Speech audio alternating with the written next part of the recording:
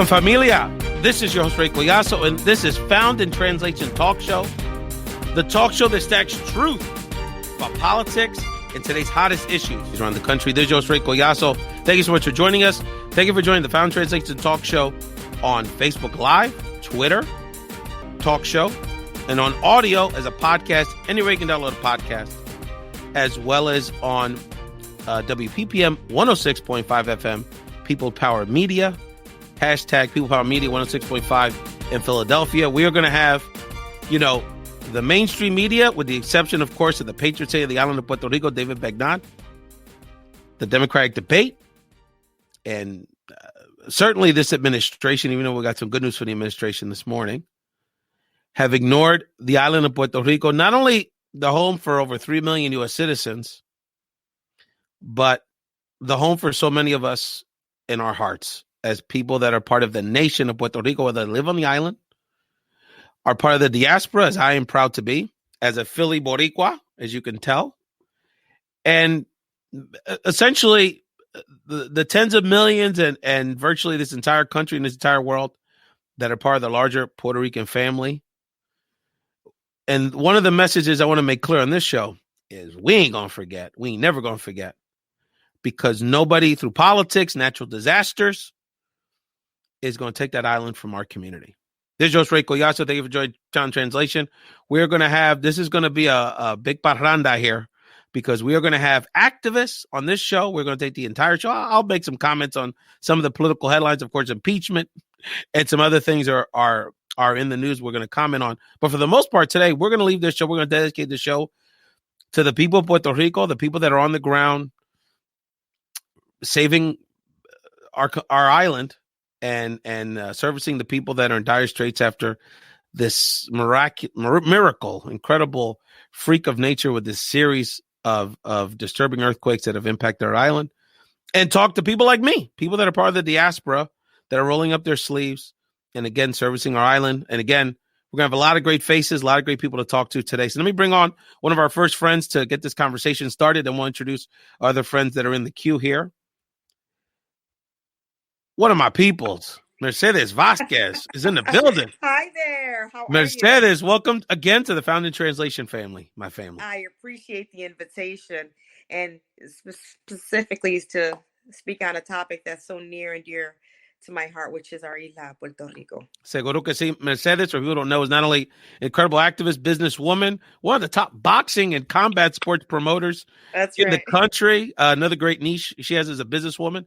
But Mercedes, as a Rochester, Puerto Rican, a Puerto Rican based in upstate New York, I know the island's very important. I mean, first of all, before we get in, bring our guests that you've brought to the table here, can you just share with us, as a Puerto Rican, as an American, as an activist, how you're feeling after the, kind of going into week 3 of these these earthquakes that keep percolating on the southern coast of the island, and what we need to do, and how this impacts children, working families, and a lot of people, the seniors, and people that, are just trying to live their lives and now are homeless or don't know when they're going to go back to school or when the next rumble will happen.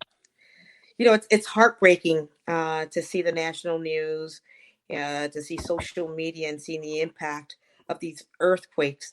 Unlike a hurricane, you'll receive notices of a hurricane coming. You can prepare for it. Earthquakes, come unexpected. And at the rate that they're coming, folks, and speaking with my family, they are living every moment as if it's their last. And it's an unfortunate situation, but to hear the panic, to hear this level of helplessness, it's just tough. It breaks my heart because we just got over Maria. We're starting to rebuild, and the island was getting back to a normality, right? As and you'll hear everyone says that, getting back to normalidad. But what is that? Because Puerto Rico hasn't been the same. I say that from a natural perspective, politically. So we haven't been normal. Things have been very unsettled for quite some time for Puerto Rico. These earthquakes only remind us that, tomorrow's never promised, but we will, just as good Puerto Ricans, we're going to get together and we're going to do this together. We're going to help each other out. I'm constantly getting calls and text messages as, what can we do? What can we do? So we've rallied some really great individuals, and like a good Puerto Rican, everyone wants to roll their sleeves up and help.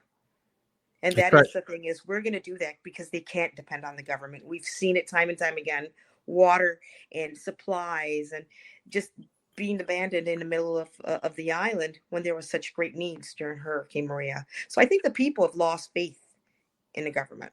And that goes for not only sort of the island based, Commonwealth government, but the federal government, right? So mucho nivel, and it's very interesting. Mercedes, I have a question for you, because I think, we as part of the diaspora, people like you and I that have been engaged in these issues for a long time, we've seen on this side of the community a renewed sense of interest in the island and a new sense of care. And I think we're seeing that renewed sense of, we saw it on the island, right, with the Ricky Renuncia effort. That's right. A renewed sense of unity and engagement. So how do you think, I almost feel like we're much better prepared to deal with this earthquake situation than we would have been before Maria. And I think there's a sense of unity. There's a sense of understanding how we have to act on behalf of the people on the island. And here we can provide more resources. We have more political voice here in the States. And that's a whole other conversation. But so what do you think, what have you learned out of this process with this about our community from this latest crisis? Resiliency and strength is what I think what I've noticed on the island and outside of the island, is say we have a voice. I mean, if you think about the whole political aspect with Ricky, who'd ever think? I mean, if you were to tell me like 2-3 years ago that Ricky would be out of office, I'd say, yeah, that'll never happen. I mean, for years, the Rosselló family controlled the island. The people are starting to say, hey, wait a minute. We have a voice, and the power is in the unity. And that's what we're seeing. The people are getting together, and they're getting out there. They're hitting the streets, and they're being vocal, which That's is, right. I mean, we haven't seen that. And honestly, we've become a little complacent. We've allowed things to happen, and I think people are saying, basta ya. We will not believe in our government, who's clearly have lied to us, and it's time for us to have a voice. And so I think I'm very proud of the Puerto Ricans, and I'm proud to say that I'm Puerto Rican, and we're going to continue fighting. We're fighters. We're resilient, and we're going to continue fighting the fight. The island of warriors, as they say in boxing, the boxing lexicon. And not only, Mercedes, have we inspired ourselves, unified ourselves in historic ways, but we have inspired people throughout the world. Think about all these movements in Latin America, Hong Kong, right, Venezuela, everywhere, right? Ecuador. I mean, this is we have inspired a global movement of people power. There's no question about it. We want to bring, speaking of the people that are on the island that we're not only collaborating with, but are local activists, and particularly in the case of this gentleman, as an educator, working to support our youth, thinking about that mental health element of all this. Educator and candidate for City Council in San Juan, Puerto Rico, Paul Figueroa. Paul, buenas noches. Thank you so much for joining Found in Translation, my friend. How are you? I'm well. How are you? Doing well, doing it. So you're in La Área Metropolitana, so obviously wanted to first of all get your personal perspective. I mean, you're not in the epicenter of the earthquake on the southwest corner in the towns like Yauco and some of the other towns we're going to have people from here in a moment. But just share your personal experience over the last few weeks, and what's the thing as an educator and an island resident you want our diaspora and our friends throughout the country to know? The experience has been scary. We haven't been in the epicenter, but on my street, for example, it still took out all the poles, all the electricity poles on my street fell down. It took the trees down. We were a couple of days without electricity. And just the uncertainty of not knowing when the next one is going to happen. When you're a teacher and you think, well, if it happens and I've got 25 kids, in my classroom, and how are we going to make sure we get them out safe?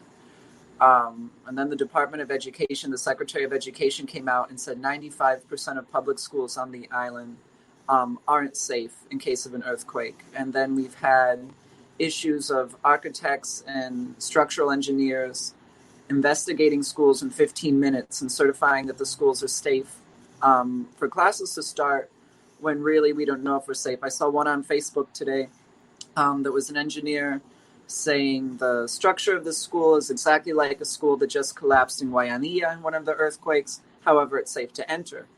So if you're putting in your report, it's just like the school that just collapsed. how can you possibly say that it's safe for children to be inside? So it's scary to be a teacher at this time in Puerto Rico because we don't know if we're safe at work. How are we going to care for our students in a building that in all probability isn't safe? And what is behind this? We've seen in cities like Chicago where the government said, oh, the schools are too old, the schools are unsafe, and they use that as a mechanism to close and privatize schools. And that's been going on in Puerto Rico during the past 4 years with Julia Kelleher, who's been arrested again, and now with Wanda Vazquez as well. So it's a very uncertain time to be a teacher on the island. Paul, how are your students feeling? First of all, what grade do you teach, Paul? What grade? I teach 7th and 10th grade. Okay. So that's a very, that's when you're shaping your worldview, and that's a lot of anxiety full time just as a kid, right? All things being equal. So how are the young people on our island feeling? Just trying to, I would imagine it's hard to concentrate on their studies. And how, as an educator, are you trying to support them right now? So we haven't started class yet. So the government hasn't decided when class will start again. So right now there's a lot of uncertainty as to when schools start, which is difficult for parents because they don't know, how long they'll need a babysitter, how long they'll need to take off work. Out of the schools in Guanica, there's 7 public schools in Guanica, 5 have been destroyed from what I've heard. So how are we going to provide services to these kids so they don't lose a semester, or so that they're just not running around, in this really precarious situation? So I haven't seen my students. I don't know how they're doing. My school is going to open Tuesday, so I'll see them Tuesday. But I honestly can't answer that question. But we need to be making sure that these kids don't lose the school year. And Paul, being on the island and thinking about it, and obviously I know you're very concerned about your young people and just the psychology of the people on the island right now. What should people like me that are in the diaspora that want to be helpful, what should we be thinking about? What are maybe areas, because there's kind of the standard stuff, we can collect, basic supplies and basic supplies and food and, clothes or what have you. But what should we be focused on ways of supporting outside of those basic necessities? Well, for the, I'm active within the Partido Independentista Puertorriqueño. We sent a shipment of supplies down to the South Coast earlier this week. The feedback that people are giving is that food is what they have. They don't have hygiene supplies. They need psychological help. People are afraid to get in, to go back into their homes. They're traumatized. And being very conscious of the organizations that people in the diaspora are donating to, because we in the island know the organizations that help us and don't. And I've seen some things on the internet that say, oh, donate to this. And I'm like, oh my gosh, this is such a horrible organization. Do not donate to them. Then I see that's a big issue, a big conversation that we're having. Yeah. And people, to our credit, people ask, they say, what's legit? What's going to get to the community? What's efficient? What's being run by people, la gente humilde on the island that really understand the needs? People don't want to get burned by, big corporate charitable organizations. So that's a big conversation that's happening. The Federación de Maestros de Puerto Rico does have a fundraiser for people, for the diaspora to be able to donate. And that's very important because you can send people in the diaspora can collect a lot of donations, but then who's to say that's really what the people need? Because the needs are changing day by day, depending on the amount of food that's coming in, depending on the size of the replicas. There's a lot of factors that go into it. So it's better to let the people decide where that aid should be spent on. And to get back to the subject of aid coming in and the government, and to get back to a point you previously made about us being U.S. citizens and the failure of the federal government, the failure of the local government. The United States Constitution says that Puerto Rico is not the United States, part of the United States, but property of the United States. Everything that has to do with Puerto Rico goes through the Congressional Committees of Natural Resources. So and that's something I say in my classroom. You know, we aren't considered as people. You're considered a resource. You know, so that's why we're not getting the treatment that we maybe could have, and then we have this colonial government that really doesn't do anything. So it's much better to go through the grassroots organizations on the ground, the real people, because the government is absent because it was made to be that way. And we need to be empowering our local grassroots organizations on the island that are actually doing what we need to do and picking up where the government is lacking. And you listen to Paul Figueroa, an educator on the island in San Juan, that is not only talking about how he is looking to support his students going when they get back to school. They haven't been in school in several weeks. When they get back next week, and those aren't even students that are in the sort of epicenter of the earthquake, and talking about sort of these bigger issues that are impacting how the federal and local government's response to the earthquakes. And Paul, you know, I think this is your points are very well taken here.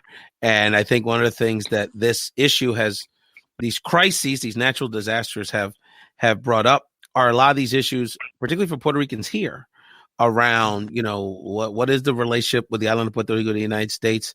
How does that impact how my family got here in terms of the migratory patterns, right? I mean, some of them, you know, and I think we're starting to connect those dots. I think that's bringing up the kind of conversations that need to take place and educate our community.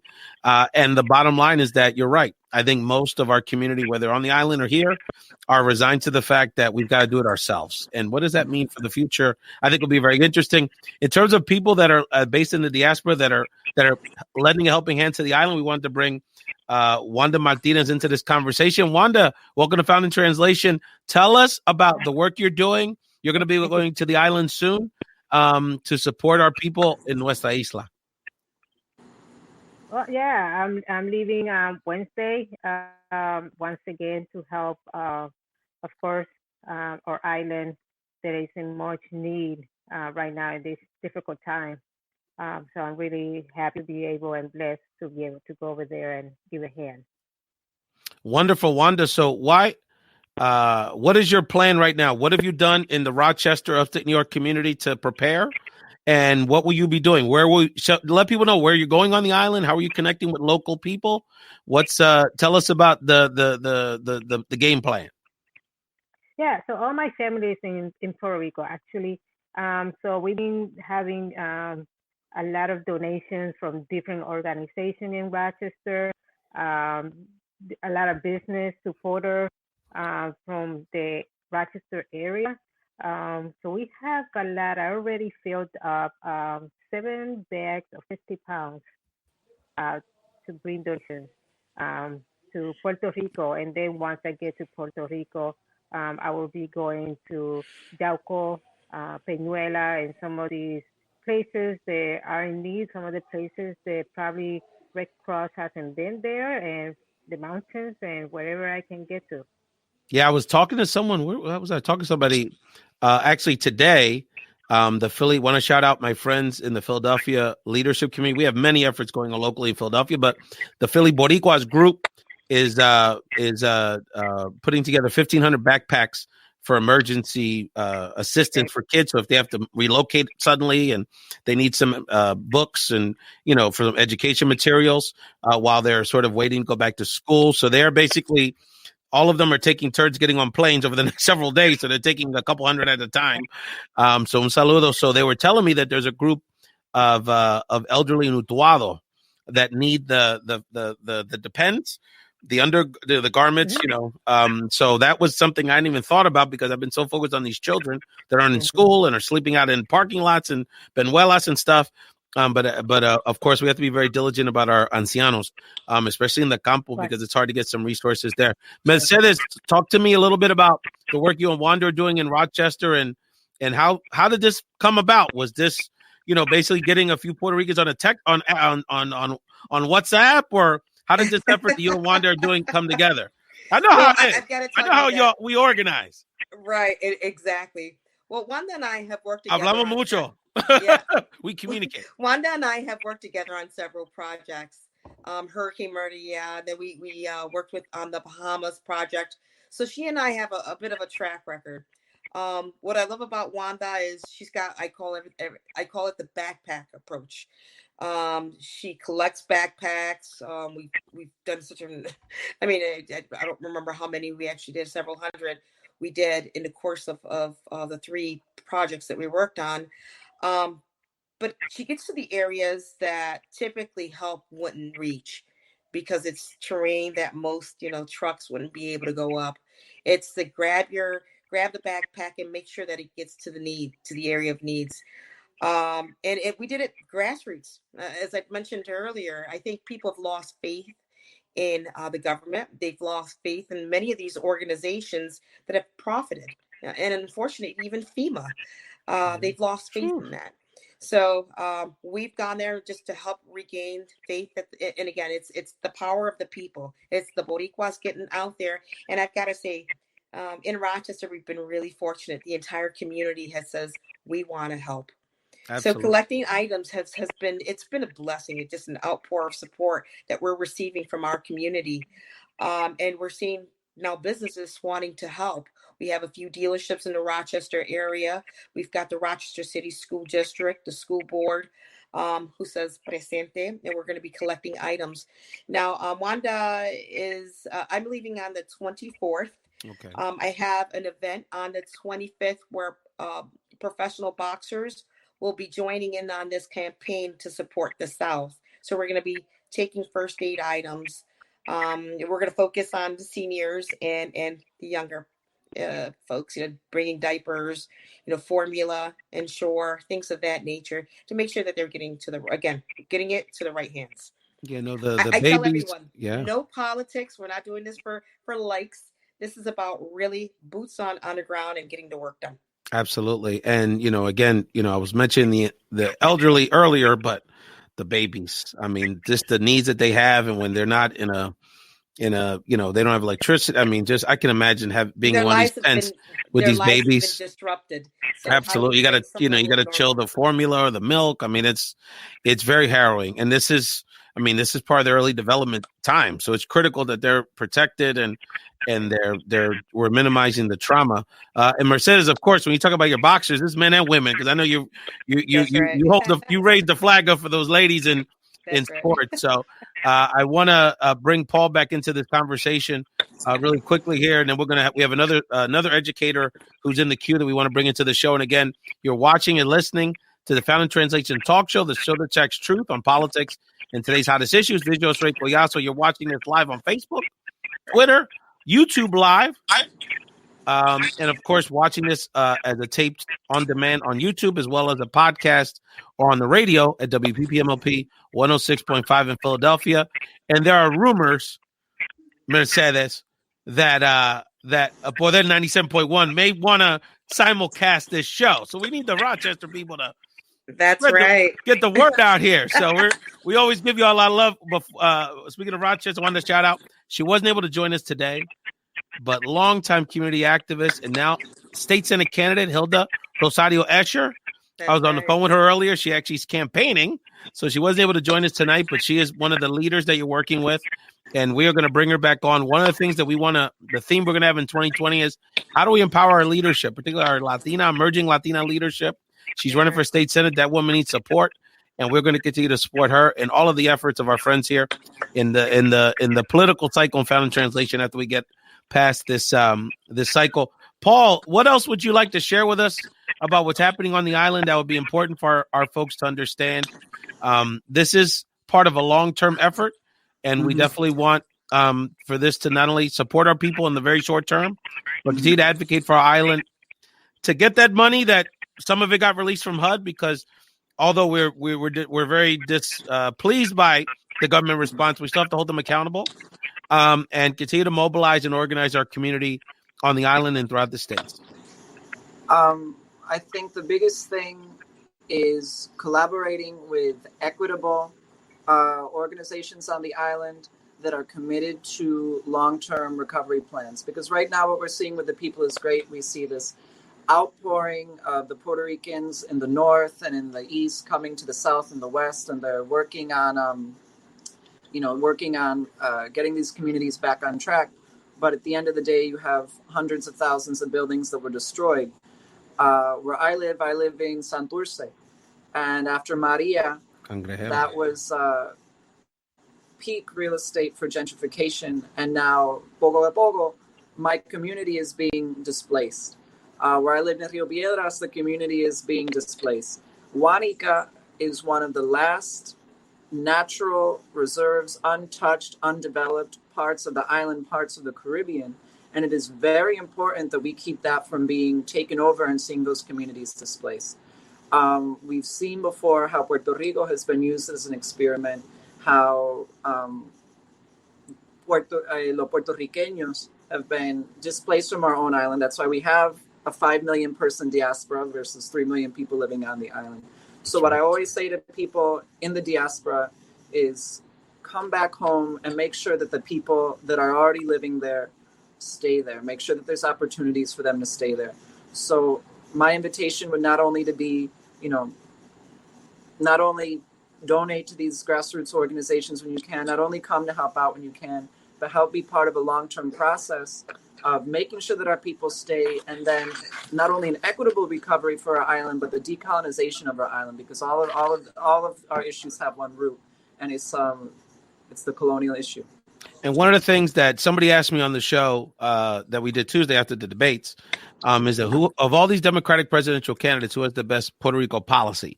And so I want to bring on some experts on that and study their platforms a little bit more before making a statement on it.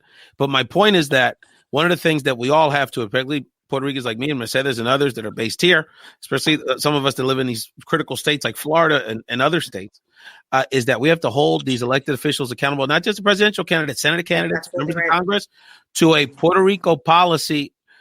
Before we get into the status conversation, we're talking about getting rid of the Jones Act. We're talking about getting equitable resources related to earned income tax credit, Medicare reimbursement, education funding, dealing with this debt in a way that you would handle it with every other part of the United States except the territories. So there are some very tangible items that we need to hold these officials account for. It's not just about saying a little bit in Spanish, having a couple Puerto Rican leaders on the stage with you, and not to minimize it, but being there physically for one of these disasters. I mean, that's kind of the easy thing to do, to be honest. But it's about really these policy issues that have restrained the island in many ways. Mercedes, stay in the queue. Paul, stay in the queue. You're going to come back on the show in a moment. I want to bring another educator from the island into this conversation. Wanda, stick around because you're going to be part of this show. But I want to bring Professor Raul Moris onto Found in Translation. How are you, sir? I'm good. Saludos, Paul. Saludos, Wanda. Saludos, Mercedes. Ray, thank you for allowing me to be here and give a little bit of what I've experienced in the last 8 days, I think. Yeah, it has been quite something. Let people know where you are exactly on the island and how's been your personal experience dealing with the earthquakes.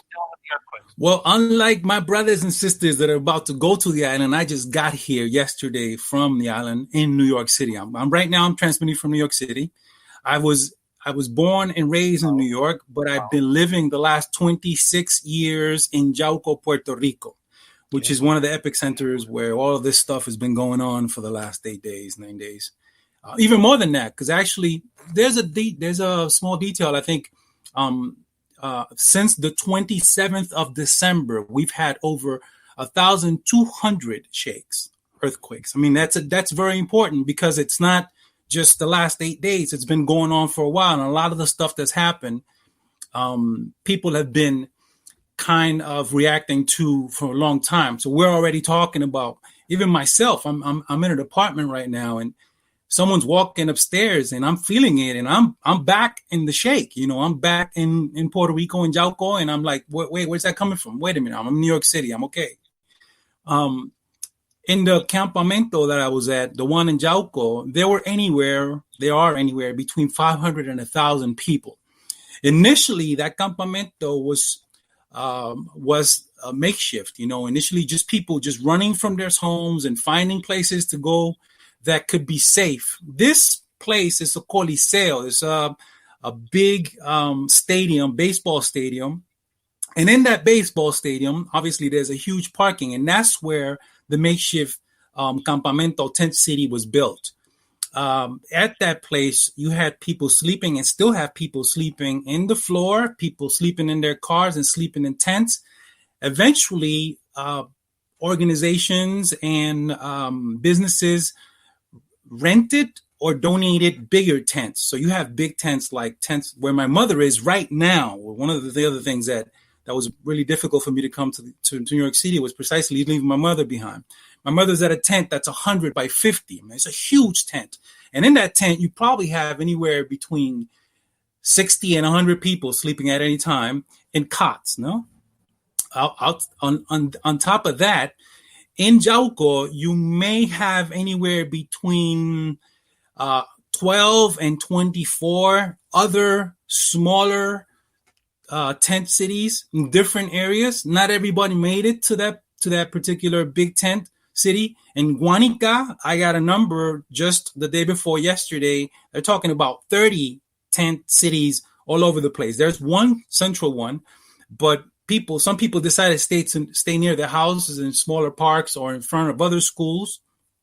The same thing in Guayanilla, Sabana Grande, Peñuelas, in the center of the island, Maricao, Adjuntas, places that are not being talked about. And the important thing about that is that the concentration of the images that we've seen in the U.S. media that I've seen so far have been mainly in the bigger areas. But there's other things that are happening that right now we have not been able, I didn't mention Ponce, but we have not been able to account because everyone's reacting to the quakes that are happening constantly. Just today, almost 9 quakes, anywhere between 3 and 4.2, 4.4, today alone.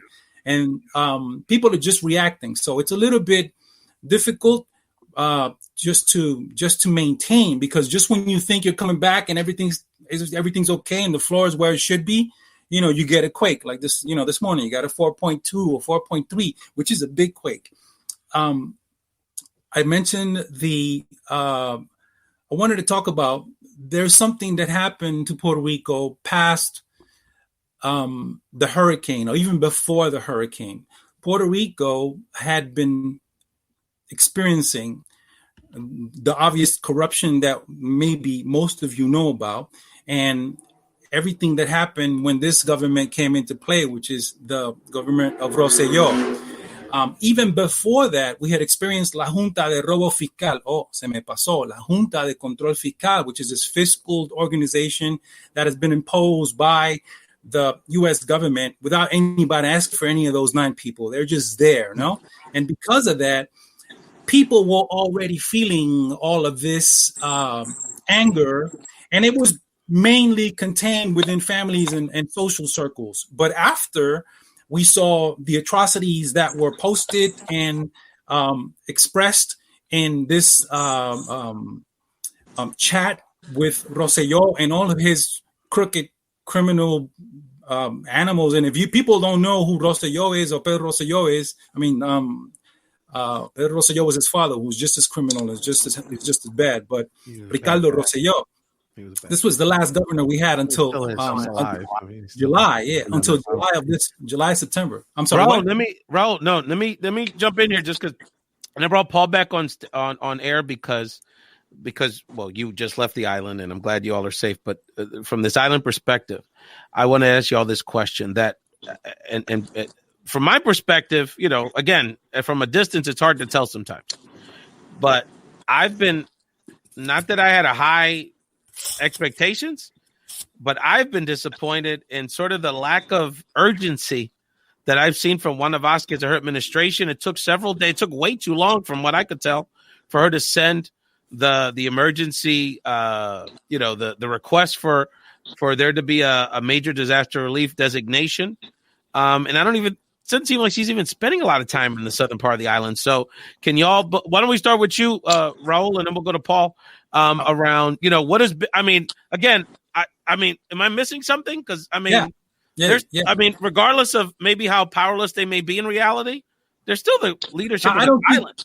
I don't think they're powerless. I think that Wanda Vazquez is surrounded by the same criminals Mr. Ricardo Rosselló was surrounded. And the she was part of the infrastructure. crew. She just was the female that wasn't on the chats, basically. Yeah, exactly. And all of the others, for example, the agencies on the island. There's like 100 different agencies on the island. They have all kinds of resources. I mean, the resources are there.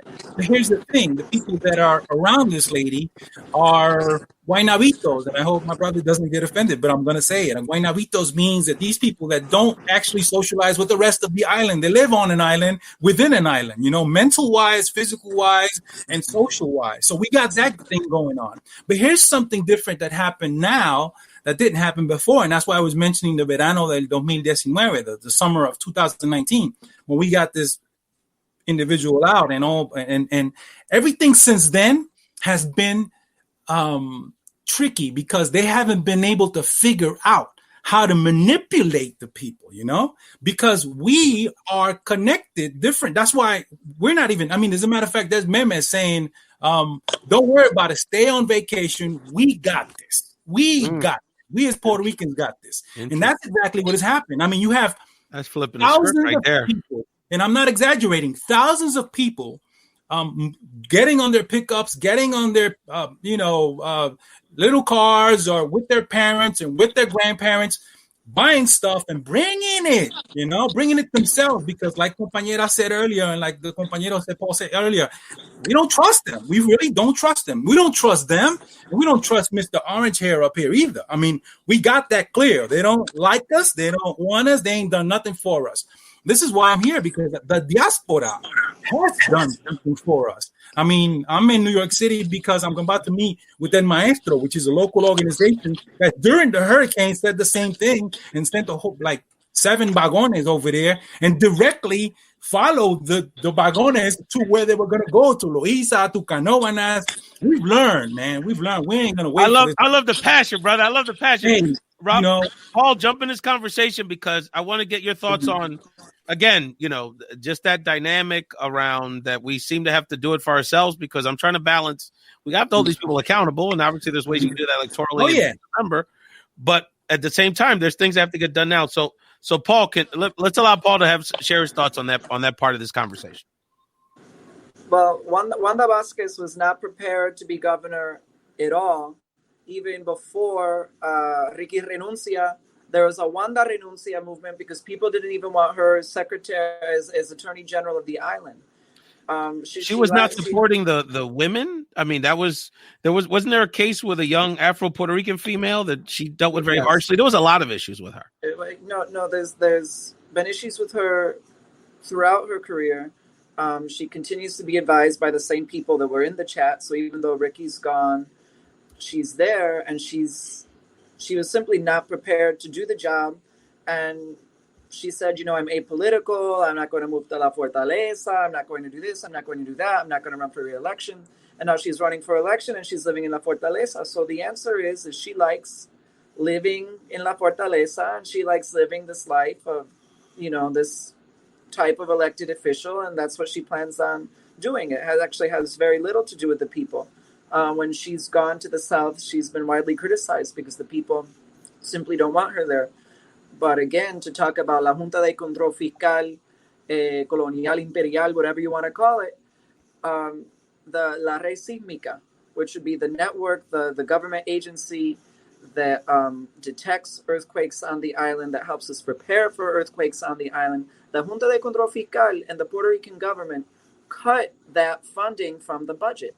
So now that we're confronted with this new reality, today, where I work, we had a meeting with a psychologist helping us prepare to receive the students. And they said, we need to get used to the idea that we now have to adapt to an earthquake culture. And we need to be like Chile or Japan and these other countries that can adapt quickly to these kinds of events.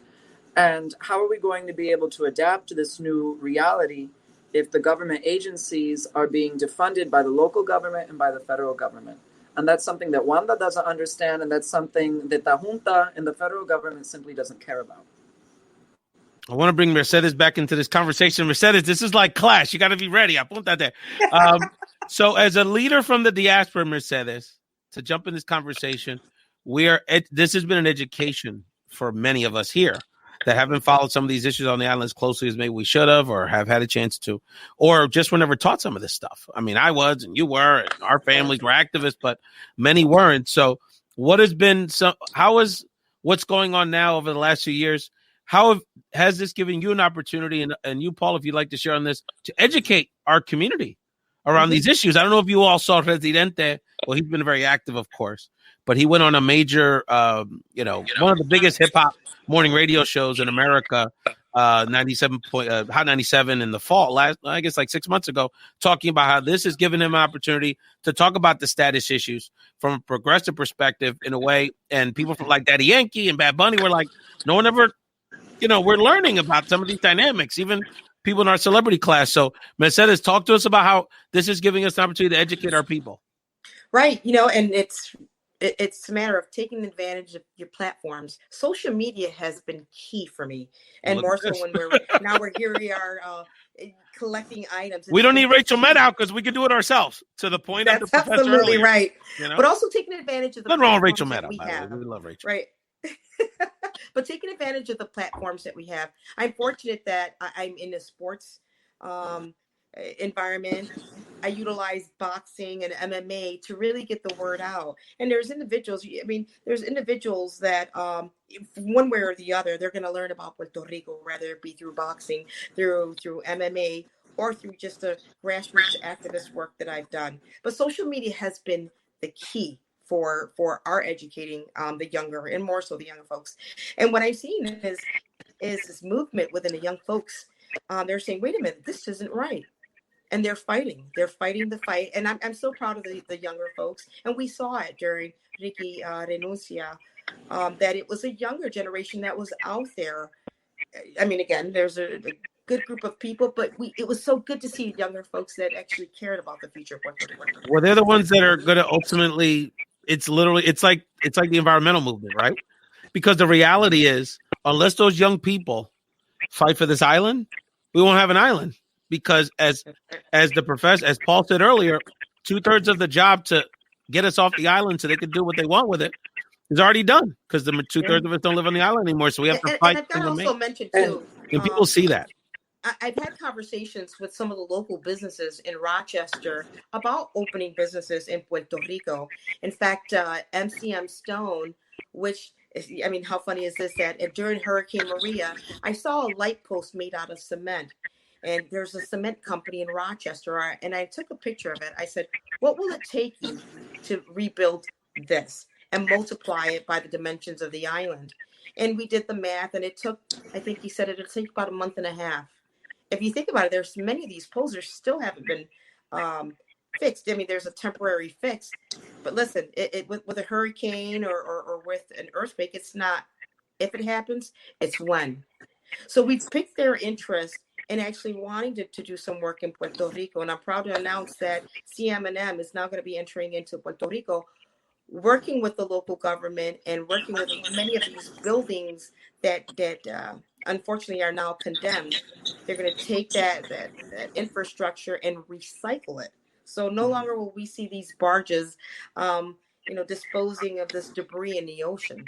So there's certainly a plan, but there's conversations that need to happen, even at the local level. Have that conversation.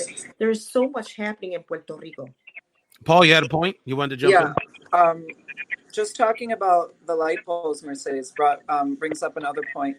If you go to Casa Pueblo in Ajuntas, which is a great community-sponsored initiative for renewable energy on the island and for the environmental conservation of the island, students from Mayagüez, la Universidad de Puerto Rico, Recinto de Mayagüez, invented something called el poste riqueño, and it's an electric pole, a light pole that is run all off of solar energy. And they did studies if Puerto Rico converted to this, how much gasoline it would save, how it would be more effective for hurricanes and earthquakes because when there's no power.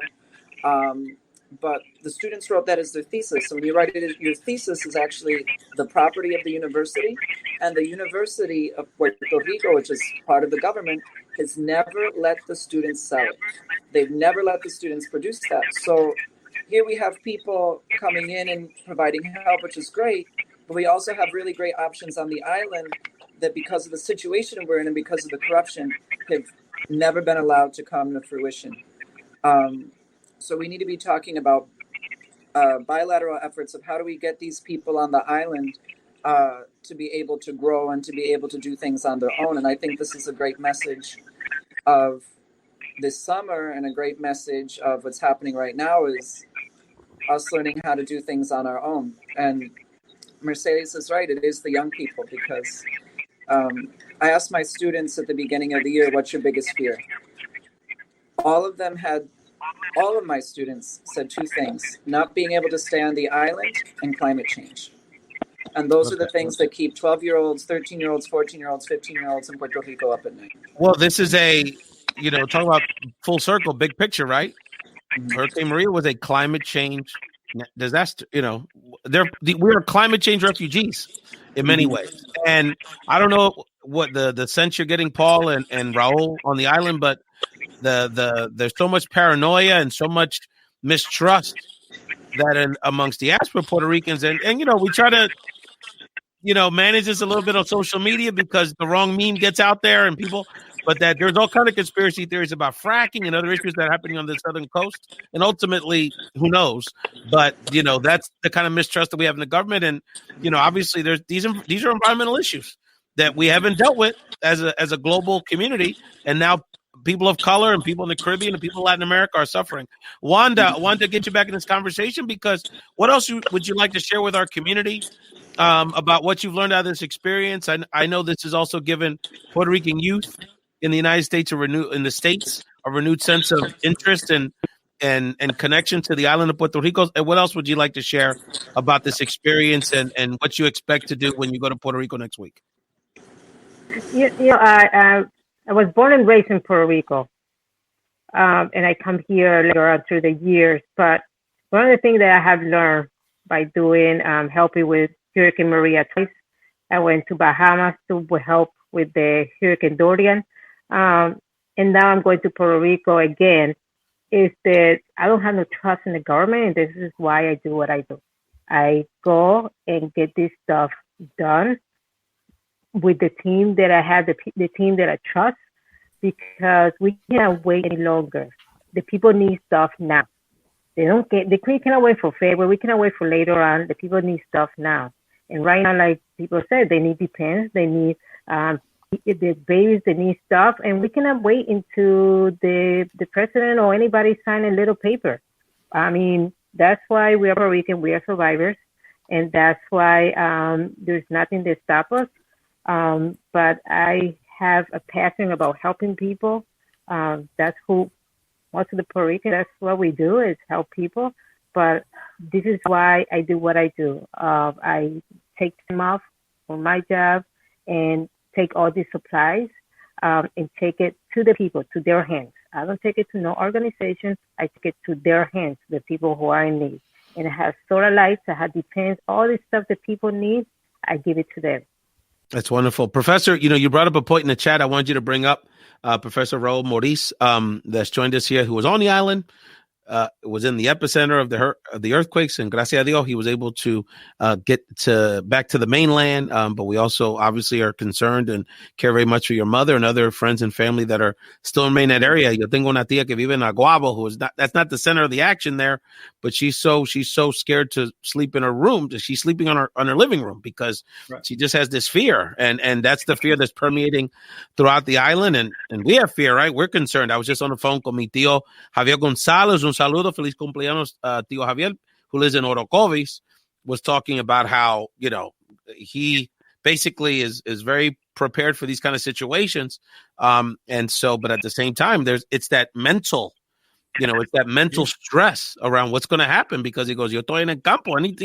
If a little stronger, I don't know what's going to happen. So, Professor, you brought up a good point. And I want to shout out a very good friend of ours, Joel Beracol, who's actually advocating what you want to bring up now, which is around how do we do this in a way, this support effort, to support the local business people in Puerto Rico. So I know that's something we wanted to discuss.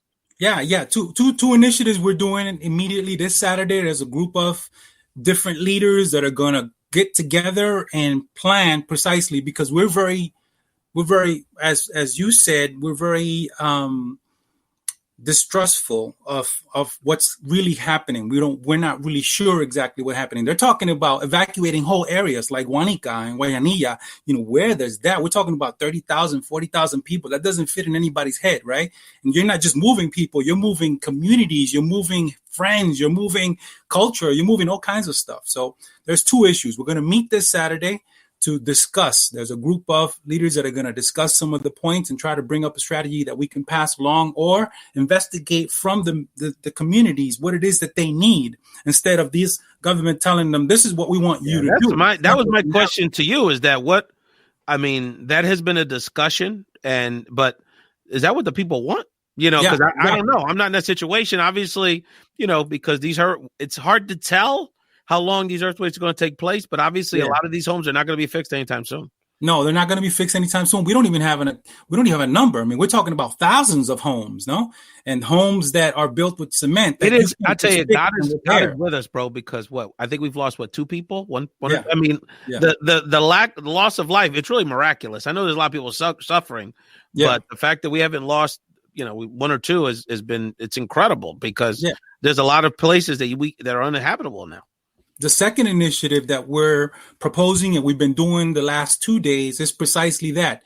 Instead of bringing stuff to the island, that's not a bad. We totally appreciate it. We thank everything that has been given to most of us, and it's very important because it was part. But it's important to realize that not the whole island, was demolished. There's areas that are affected, but then there are other areas that are functional, and those areas are supplying stuff like water, that we definitely need diapers, and we never do stuff like that. But a lot of that stuff is already on the island. So here's the thing. We are talking about sponsoring the businesses inside of Puerto Rico. Why? Because that's going to percolate. That's going to have a chain reaction. You're going to get those people back to work. I mean, you got people who haven't been working for 8 days, and what are they going to, the system, this Section 8 crap, that's not going to, no, please. That's not going to solve anybody's problem. We're talking about thousands of people. We're talking about residenciales públicos, condominiums where you got, 200 people, or residenciales públicos where you got like 200 families, That's the kind of impact that's going to happen. And we're visualizing this as a long-run project, as a long-term project. So what we want to do is restart, reboot, reactivate the economy, which means that we have to get our Puerto Rican from the diaspora to come and visit us. We got beautiful beaches as we've always had. So come to the island. It's not all bad. We got areas where we got to concentrate. Yes. The other thing is we got nowadays PayPal and Atache Mobile. There's a lot of ways that you can call. This is what we're doing. We're posting businesses where people can call and say, listen, I want to sponsor today's meal. I want to sponsor today's 100 tents. So llama a Pitusta or llama whatever, these local businesses. And that's what we're doing. We want people to sponsor them, because if you bring stuff that we already have, you're going to basically displace the employment that we're trying to kickstart. And that's very important. That's those 2 issues that we've been working on right now. That is excellent. And I want to bring, Wanda, we'll get you back on screen before we end the show, but as we get into the final segment here of the show, and again, you're watching the Found in Translation Talk Show. Thank you for joining us live on Facebook. We actually had Dr. Vibe, a friend of ours on Twitter, who's watching. We have some people watching on YouTube Live as well. Or you're watching this on demand on YouTube or on social media as a podcast, or on the radio, WPPMLP 106.5 FM in Philadelphia. Executive producer of the show on the radio side, the director of the radio station, Vanessa Maria Graber's one of the leaders of the Philly Boricuas movement, which I'm collaborating with, as well as with the National Puerto Rican Chamber, who's very much in line with you around professor around supporting local Puerto Rican businesses in the recovery efforts to stimulate our economy. I'm proud to say my wife's family in San Sebastian is going to have a humongous in June, a humongous family reunion. So I'm going to look you up when I go to the island in June, because actually both of you gentlemen, because I'm going to spend a good 2 weeks there and connect with so many of my friends on the island as possible, and just do what I can to be helpful and fellowship. As we wrap this up, I wanted to start with you, Paul Figueroa, an educator and political figure in San Juan. Paul, what's your final message for people watching the show, whether they're Puerto Rican or they're not? We have a lot of Latinos and people of color and other progressive-minded people that are watching this all over the country, all over the world, and listening to this in Latin America, throughout the United States and globally. What else would you like people to know about what's happening in Puerto Rico, and any other words you'd like to share with us here on Found in Translation? Pa'lante. El pueblo de Puerto Rico, estamos dando cátedra otra vez. We're showing the world how it's done. For so many years in Puerto Rico, we've had this fear that, without the government, or, we can never be able to do it by ourselves, or, that will never happen. And now, just in the past 6 months, we've shown the world not once but twice that we do have power, we can do things on our own, and that we don't need anybody to solve situations for us. And that's empowering not just to the people of Puerto Rico, but for people of color and marginalized and oppressed communities everywhere. So, pa'lante, and thank you to the support of the diaspora as well. And my message to the diaspora is to always keep learning more about the history, more about the island, and come back as much as possible. One of the things, and I appreciate your leadership, and definitely want to continue to collaborate with you, Paul Figueroa from San Juan, educator and political activist. But one of the things that has come out of this process for me is that in my day job, in my career stuff, I do politics nationally and work with a lot of Latinos around the country. And one of the things that's come out of watching the show and listening to the show for them is, and they're real honest with me. They say, Ralph, if I live in Tucson, Arizona, or LA, or Las Vegas, I might know one or two Puerto Ricans. I know you, but most of what we know about, even as Latinos, most of what they know about Puerto Ricans is what they see on TV. Los reggaetoneros, the J-Lo, the celebrities. They said, and he said, De La Juro, we knew you're talented people, but we didn't realize just how talented around organizing, around all of this intellectual capacity. I mean, to have raised and generated all these, all this activism and all this coordination and shipping and coordinating, getting on planes and Ricky Denuncia and that kind of activism. They said they're so impressed. And it's another side of our personalities and leadership that we're showing, because we're showing that activism and working together, this bloodless revolution that we just had on the island, has had reverberations throughout the country and throughout the world. So I thank you for that comment, because we're teaching people that are already friends with us around this side of our persona. And I think a lot of Puerto Ricans here that maybe didn't grow up learning the richness of our history are seeing, wow, I'm part of some really special people. I knew that from the culture and the fiebre, but I didn't know that from this kind of intellectual organizing perspective. So, Paul, I want to thank you. And anything else you'd like to share with our folks? Just to piggyback off what you said, I read my first book by a Puerto Rican author because I grew up in Rochester, New York, when I was 19 years old. And I remember reading this book and thinking, oh my gosh, there's Puerto Rican authors. Puerto Ricans have done things besides sing and do sports, and we've written things, and then we have this history and we have these politicians, and we've been doing these things for hundreds of years. And that's all been part of the repatriation process, and making sure that I'm coming back and informed. So again, that's my advice to the diaspora, is to stay as informed as possible. And, like you said, there's more than J-Lo, Mark Anthony, and we have this really rich and also very sad history that the irony world needs to know about. Yeah, you're absolutely right. Well, Paul, we really appreciate you. I want to give Wanda an opportunity to be part of this conversation as we wrap it up. Professor, give us your wisdom, brother. Let us know what else you'd like to share about the work you're doing, and from the perspective of someone that lives in Yauco and in that part of the island that's really dealing with this on a moment to moment basis, with the fear, with the reality of maybe where they're no longer be able to go back to their home. What's your message to us about what we need to do, and anything I'd like to share with our Found in Translation community? Organizations that can be trusted. A brother ahorita mencionó Casa Pueblo. Those people are awesome, and they are definitely. So if you want to invest money on people, whether they're going to get the money directly to people who need it, Casa Pueblo. Migrant Health Clinic in Puerto Rico, awesome. Proyecto Matria, de primera.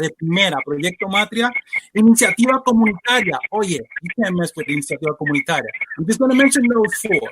The second thing I want to do is the people who are listening to us who are not Puerto Rican, we're still one of the most beautiful places in the world to visit. Come to the island. La Sanse empieza this fin de semana, so get on a plane. It's the biggest party in the Caribbean. Bring it on. Bunch of airlines, Absolutely. it's like $200. Absolutely.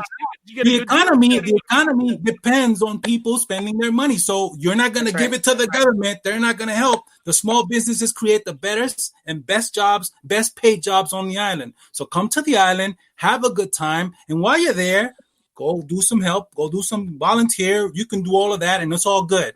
And another thing, definitely. And then the other thing that I mentioned earlier was that sponsor local businesses. We're going to keep posting stuff. I'm going to be on the island for the next at least 2 weeks, precisely that, talking to the diaspora, trying to give exactly what I'm giving here, a different picture maybe. And my number is 787. This is totally 787. Keep it real, bro. This family.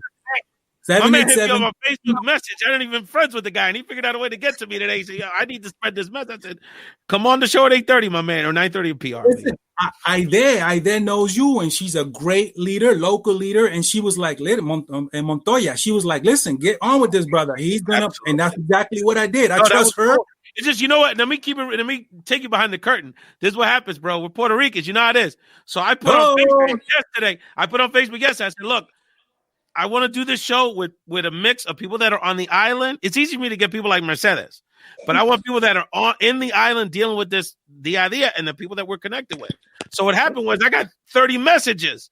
This person will be good. This person will be good. This person will be good. So when you reached out, I was like, who connected me? Because I know the Rochester people, the first segment, I tried to divvy it up.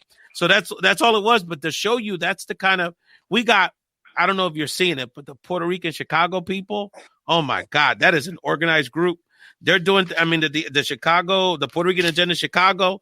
We're going to be having them on the show. They got people. They're doing the same thing. They're taking the supplies and the resources directly to the island. They got people they're already connected to in Puerto Rico. Yeah. The people in Miami. The people in West Palm. There's people that were like jumping on top of each other to get on the show. But that's a beautiful thing. Everyone's going to get an opportunity. But my point is that that's the kind of energy that we have. And my message to people watching this is, if we could do this for these emergencies, imagine we could do to build our economy on the island, to build our political power here. Because let me tell you something. If Puerto Ricans just decided, keep it real. If Puerto Ricans just decided the Florida Puerto Rican said Trump's over, he'll be over because we have the numbers. The question is if we can organize ourselves. And the senators depend on our vote too. Oh, we could flip the Senate. Tanto Boricua and Georgia, even the states that we're not known for, Georgia, Texas, and we're organized there, and we have, and there's a lot of possibilities. Continue, brother. You got me excited. 787-222-5590. I'll be here for the next 2 weeks. If anybody needs me to go anywhere, I'm in New York City. I can get to wherever you need. It's been an honor to be with all these wonderful people. Thank you again. Thank you very much. Thank you, brother. Appreciate you. I want to get Wanda on the show here. So as we wrap it up, ladies got to get the last word. Wanda, before we get to Mercedes' comments here, your final words. Be safe on the island, of course. And what else would you like to share with our Found in Translation community about the work that you're doing? Yeah, the brother had a great idea. And Mercedes, we have to get that idea is to get business back to Puerto Rico. I have family members that work in a hotel and they have to go home this week because there's no job. People are leaving the island. So we need to get business back to Santo Rico. They're going to put the hotel people are going to Santo Domingo, I'm hearing, to go to Punta Cana to work at the hotels in Punta Cana. Right. And so how is this possible when it is such a beautiful island? We have to bring economy back to Puerto Rico. We have to make sure we spend the money there, okay? And we need to bring that up again. And I understand what the gentlemen were saying. I mean, my mom was calling me the other day, crying from the car. You know what I mean? Very scared, wondering what is going to be the next tremor or something like that. But the most important, he was saying, we need to bring the business back to Puerto Rico. We need to bring economy go back, and these people need to go and visit Puerto Rico. We need to make it commercial.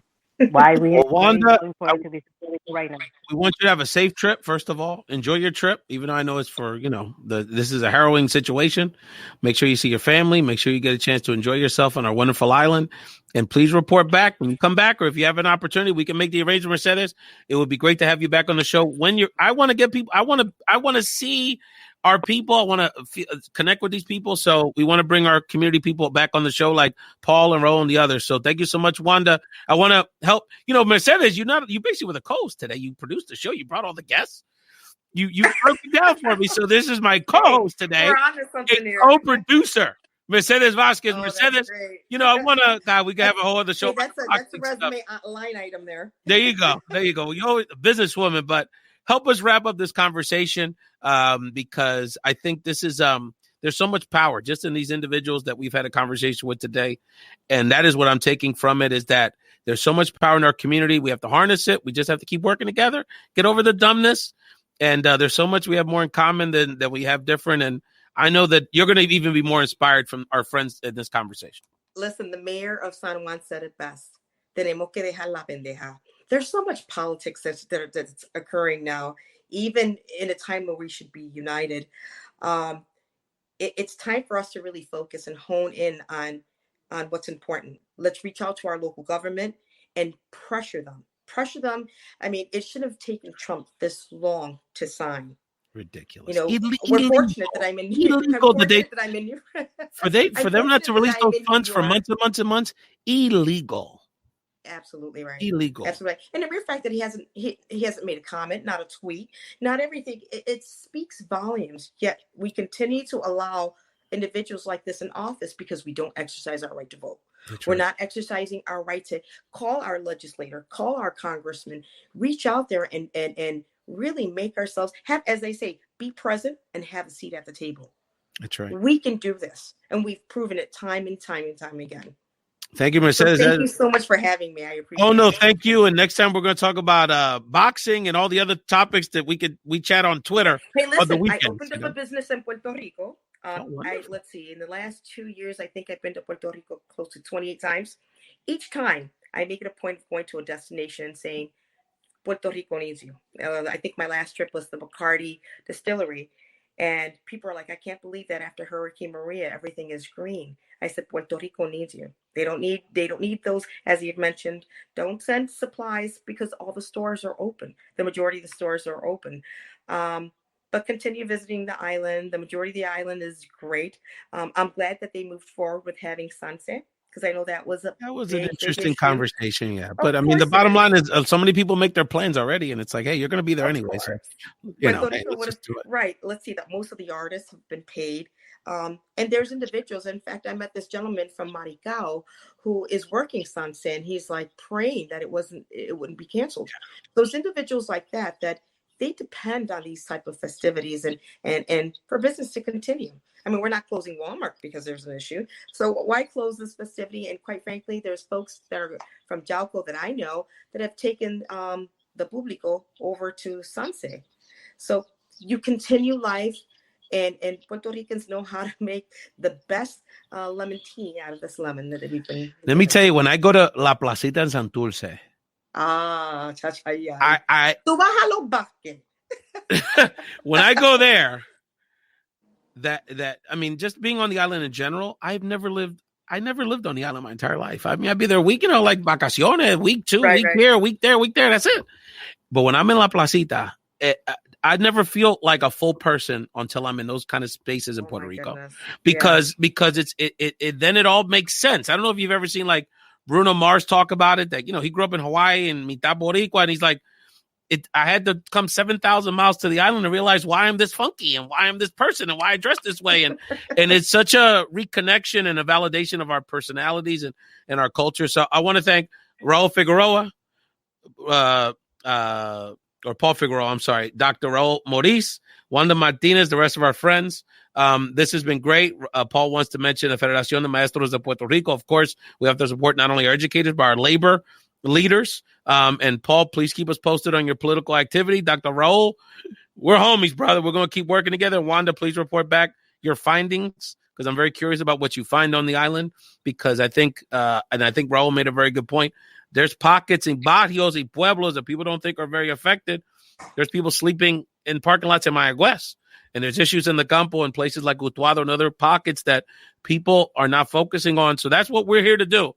That's So if right. you guys have people on the island that want to report in next week, I'm going to make this show a Wanda space and I to will do be that. visiting Maricao while we're out there. Okay, so please report in, and Yeah. if we have to do something in another night, I can make arrangements, because I think this is very important for people to keep these lines of communication, and I want to be a resource for that.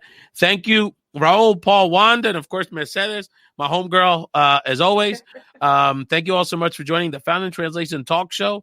We have to keep an eye out just very quickly with this impeachment process. There's going to be a Latina in the mix. One of the 7 conveners from the House of Representatives, Sylvia Garcia, fantastic congresswoman out of Houston, Texas. So she's going to be representing for us for this impeachment trial. Keep your eyes peeled. I think there's going to be, after that Lev Partners interview, I think it's going to be a lot. This is not a fait accompli. Not that I speak French very well. I want to shout out Frederick Velez Burgos III, wrote a very provocative op-ed about the lack of discussion of the island of Puerto Rico and Puerto Rican issues in the last Democratic debate. So I encourage people to check out Frederick's work, and we're going to be working with him as well. And I just want to thank all of my friends throughout the diaspora, in particular from coast to coast, that are continuing to support our island. Of course, un saludo, amor, blessings and safety to our friends and family who are currently having to deal with this earthquake and sleeping in parking lots and trying to figure out when their kids going back to school and make sure they get their family, their medications. I mean, I can just imagine. I mean, I'm stressed from here. So thank you, Mercedes, my coach. You're going to come back soon, girl.